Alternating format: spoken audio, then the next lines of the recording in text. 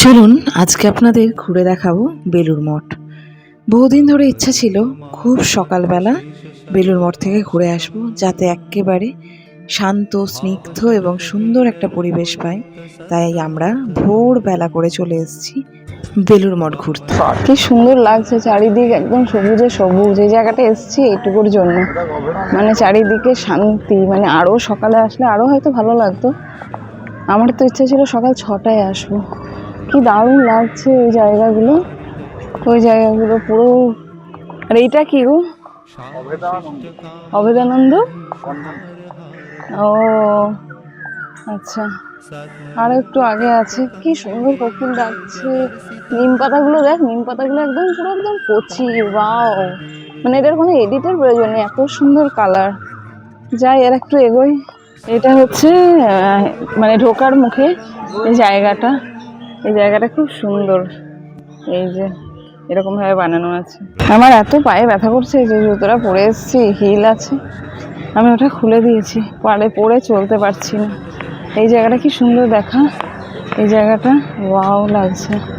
এটা কি গো? মাটির ঘর। মাটির ঘরটা দেখা দেখা দেখা, কিন্তু আমার মনে হচ্ছে এটা সিমেন্টেরই ঘর, মাটির মতো করে বানানো হয়েছে।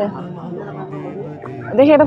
আমরা যেটুকু গল্পে শুনেছি বা বিভিন্ন জায়গা থেকে জেনেছি যে এখানে স্বামী বিবেকানন্দ এসেছিলেন রামকৃষ্ণদেবকে প্রতিষ্ঠার জন্য। কারণ কি, রামকৃষ্ণদেব বিবেকানন্দকে বলেছিলেন যে তুমি আমাকে যেখানে রাখবে আমি সেখানেই থাকবো। তাই জন্য এখানেই বিবেকানন্দ এসে জমিটি দক্ষিণেশ্বরের অপর প্রান্তে গঙ্গা পেরিয়ে যে জায়গাটি, সেখানটা কিনে এখানে মন্দির স্থাপন করেছিলেন। এবং এই যে চারিদিকে দেখছেন ফুলের বাগান বা এত সুন্দরভাবে সাজানো, প্রথমে না থাকলেও ধীরে ধীরে এগুলো কিন্তু সব তৈরি হয়ে গেছে।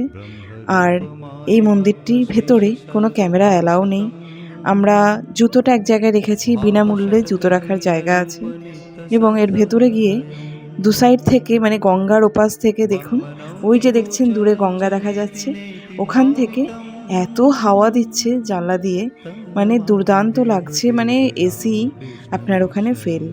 আর এখানে দুপুরবেলা 11:30টার মধ্যে কুপন দেওয়া হয় বিনামূল্যে, এবং খাবার এখানে পাওয়া যায়।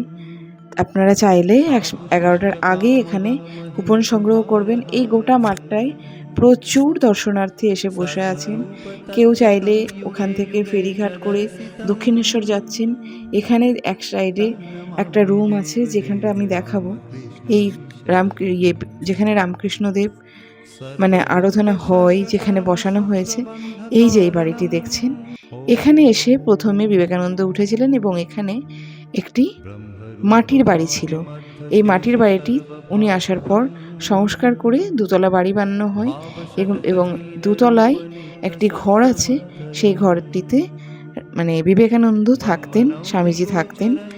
খুব সুন্দর করে গোছানো আছে, কিন্তু ওই যে ক্যামেরা যেহেতু অ্যালাউ নেই, সেহেতু আমি লুকিয়েও চাইনি যে কোনো রকম ক্যামেরা করি বা ভিডিও ধরে রাখি। চাইছি যে আপনারাও এখানে আসুন এবং এই জায়গাটা পরিদর্শন করুন, আশা করি ভালো লাগবে। আর এই জায়গাটা দেখছেন, অত্যন্ত শান্তির জায়গা। এখানে আমরা বেশ কিছুক্ষণ বসেছিলাম। আর এখানে যদিও খুব বেশি টাইম আমরা বুঝতে পারিনি, ওই সাইডে দেখছেন ওখানে মা শ্রীমা যিনি ছিলেন, উনিও ওখানে, ওনার একটা বাসস্থান ছিল। এবং চারিদিকে এখানে কিন্তু সবুজে সবুজ একদম।